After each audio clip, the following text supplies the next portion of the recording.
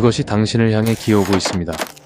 하반신은 폭발로 날아갔지만 번쩍이는 금속 척추를 바닥에 긁으며 오직 두 팔로 당신을 향해, 한 손에는 섬뜩한 흉기가 들려 있습니다.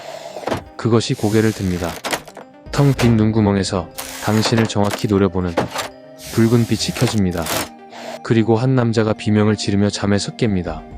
심장은 터질 듯이 뛰고 온몸은 축축한 식은땀에 절어 끈적거립니다. 지독한 식중독으로 몸은 40도가 넘는 불덩이입니다. 이 남자의 이름은 제임스 카메론. 때는 1982년 이탈리아 로마. 그는 자신의 첫 번째 영화에서 감독 직함을 잃고 해고당했습니다. 주머니에는 돈 한 푼 없고 고향으로 돌아갈 비행기표 값조차 없는 빈털터리 신세입니다. 그야말로 인생 최악의 가장 절망적인 밤입니다. 그런데 만약 이 지독한 절망이 빚어낸 단 한 번의 악몽이 훗날 4조 원의 가치를 가진 전설적인 시리즈의 설계도가 된다면 어떻게 하시겠습니까? 오늘 이야기는 한 무명 감독의 인생 최악의 악몽이 어떻게 영화사를 바꾼 터미네이터가 되었는지에 대한 기록입니다. 여기는 1982년 이탈리아 로마. 하지만 낭만적인 콜로세움이나 트레비 분수 같은 건 보이지 않습니다. 누가 봐도 싸구려인 호텔 방에 누런 천장뿐입니다. 몸은 불덩이처럼 뜨겁고 시트는 축축한 식은땀에 절어 끈적거립니다. 지독한 식중독입니다.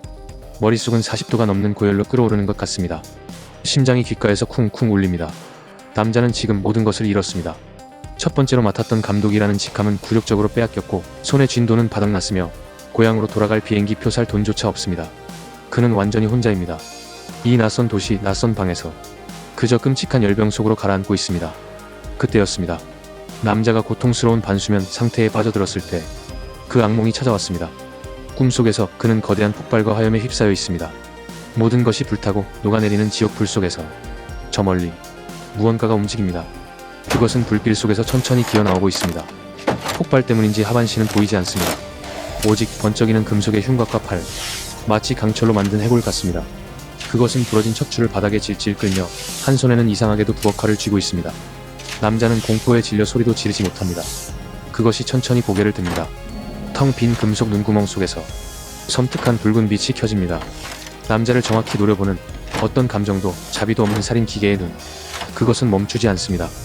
오직 남자를 죽이기 위해 지옥 불 속을 기어코 헤치고 다가오고 있습니다. 남자는 비명을 지르며 잠에서 깼습니다. 심장은 터질 듯이 뛰고 온몸은 여전히 식은땀으로 젖어 있습니다. 방금 전의 악몽이 너무나도 생생합니다. 그는 공포에 떨면서도 이 지독한 악몽이 자신의 인생을 바꿀 계시임을 직감했습니다. 이 남자의 이름은 제임스 카메론. 오늘의 이야기는 인생 최악의 절망 속에서 꾼 단 한 번의 악몽이 어떻게 영화 역사상 가장 위대한 캐릭터 중 하나이자 4조 원 가치의 전설적인 시리즈를 탄생시켰는지에 대한 기록입니다. 터미네이터라는 악몽을 꾸기 직전 제임스 카메론은 대체 무엇을 하고 있었을까요?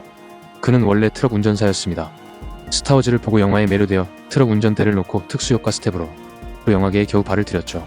그러다 1981년 그에게 드디어 장편 영화 감독 데뷔라는 기회가 찾아옵니다. 제목은 피라냐2. 전편이 그럭저럭 흥행했던 B급 공포 영화의 속편이었죠. 하지만 카메론에게 이 영화는 악몽 그 자체였습니다. 제작자는 이탈리아 사람이었고 촬영은 자메이카와 로마에서 진행됐는데 말 그대로 되는 게 하나도 없는 현장이었습니다. 언어는 통하지 않았고 예산은 턱없이 부족했으며 스태프들은 감독의 말을 듣지 않았습니다. 날아다니는 식인 물고기라는 설정부터가 엉망이었죠. 결정적으로 이탈리아 제작자 아소니티스는 신인 감독 카메론을 철저히 무시했습니다. 카메론은 자신이 원하는 대로 아무것도 찍을 수 없었습니다. 결국 촬영 막바지에 제작자는 카메론에게 통보합니다. 당신은 해고야. 편집실에 얼씬도 하지 마. 카메론은 자신의 첫 번째 영화에서 감독 크레딧을 빼앗길 위기에 처한 겁니다. 실제로 그는 크레딧에 올랐지만 그가 편집한 버전이 아니었습니다. 그렇게 그는 해고당한 채 돈도 없이 식중독에 걸려 로마의 싸구려 호텔 방에 버려졌던 것입니다. 인생의 바닥이었습니다. 나는 고작 이런 날아다니는 물고기나 찍으려고 내 인생을 걸었나. 그런 절망감이 그를 덮쳤을 겁니다. 그런데 그의 삶이 절망의 늪으로 빠져들고 있을 그때 놀라운 일이 일어납니다. 다시 1982년 로마의 호텔 방. 지옥 같은 악몽에서 깨어난 제임스 카메론은 방금 자신이 본 것을 놓치고 싶지 않았습니다. 그는 떨리는 손으로 침대 옆 테이블을 더듬었습니다. 그리고 잡히는 대로 호텔 로고가 박힌 메모지인지 혹은 싸구려 냅킨인지를 집어들었습니다. 그리고 그렸습니다. 불길, 금속뼈대, 붉은 눈, 하반신이 잘린 채 기어오는 모습, 손에 들린 부엌칼. 그는 자신이 꾼 악몽의 이미지를 단 한 장의 스케치로 완벽하게 옮겨냈습니다. 이 순간 그는 깨달았습니다. 이 악몽은 그가 피라냐2를 만들면서 겪었던 모든 절망감과 무력감이 응축된 결과물이었습니다. 자신을 해고한 거대한 제작자, 자신을 무시하는 시스템, 자신의 의지대로 멈출 수 없는 그 모든 것들. 이것이 터미네이터, 즉 멈추지 않는 무자비한 살인 기계라는 하나의 완벽한 컨셉으로 태어난 것입니다. 그는 더 이상 해고당한 신인 감독이 아니었습니다. 그는 세상에서 가장 무서운 괴물을 창조해낸 창조자였습니다. 카메론은 그 스케치 한 장을 들고 미국으로 돌아왔습니다. 그는 굶주린 사람처럼 시나리오를 써내려가기 시작했습니다. 악몽에서 본 그 이미지를 첫 장면과 마지막 장면에 넣기로 결심했죠. 그는 이 살인 기계가 미래에서 왔다는 설정을 더했고, 그를 막기 위해 싸우는 여전사와 미래의 구원자라는 거대한 세계관을 완성했습니다. 시나리오는 완벽했습니다. 하지만 할리우드의 어떤 제작사도 트럭 운전사 출신의, 심지어 피라냐2라는 희대의 망작을 찍고 온 신인 감독에게 이 어둡고 폭력적인 SF 영화의 감독직을 맡기려 하지 않았습니다. 제작사들은 모두 똑같은 말을 했습니다. 시나리오는 마음에 드네요. 우리한테 파시죠. 감독은 우리가 아는 유명한 사람으로 앉히겠습니다. 하지만 제임스 카메론은 타협하지 않았습니다. 이것은 단순한 영화가 아니었습니다. 자신이 직접 꾼 악몽이었고, 자신만이 이것을 스크린에 완벽하게 구현할 수 있다고 믿었습니다. 그때 그의 가능성을 믿어준 단 한 사람이 나타납니다. 훗날 그의 아내가 되는 제작자 게일 앤 허드였습니다. 카메론은 그녀에게 역사에 남을 제안을 합니다. 이 시나리오의 판권 단돈 $1에 팔겠습니다. 대신 조건이 있습니다. 감독은 반드시 내가 해야 합니다. 터미네이터 시나리오의 가치는 수십만 달러에 달했지만 그는 자신의 꿈을 스크린에 옮길 연출권을 얻기 위해 모든 권리를 단돈 $1에 팔아넘긴 것입니다. 자신의 꿈에 대한 그의 믿음은 그토록 확고했습니다. 우여곡절 끝에 영화는 제작에 들어갔습니다.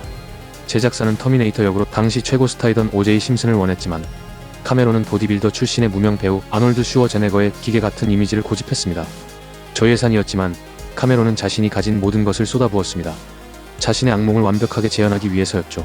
그리고 1984년 터미네이터가 개봉했습니다. 결과는 전 세계적인 센세이션이었습니다. 아무도 주목하지 않았던 B급 영화는 엄청난 흥행을 기록했고, 제임스 카메론은 천재 감독으로 떠올랐으며 아놀드 슈워제네거는 할리우드 최고의 스타가 되었습니다. 하지만 무엇보다 소름 돋는 것은 바로 영화의 마지막 장면입니다. 트럭이 폭발하고 모든 것이 끝났다고 생각한 순간 불길 속에서 그것이 일어섭니다.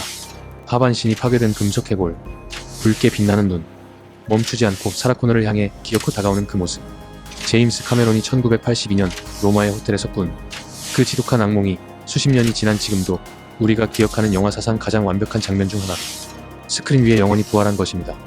디스맨이 전 세계 수천 명이 함께 꾼 미스터리한 꿈이었다면 터미네이터는 한 개인이 가장 깊은 절망 속에서 꾼 악몽이었습니다. 만약 1982년 그날 밤 제임스 카메론이 피라냐2로 성공 가도를 달렸다면, 로마의 호텔에서 식중독에 걸리지 않고 편안히 잠들었다면, 어쩌면 터미네이터는 영원히 태어나지 못했을지도 모릅니다.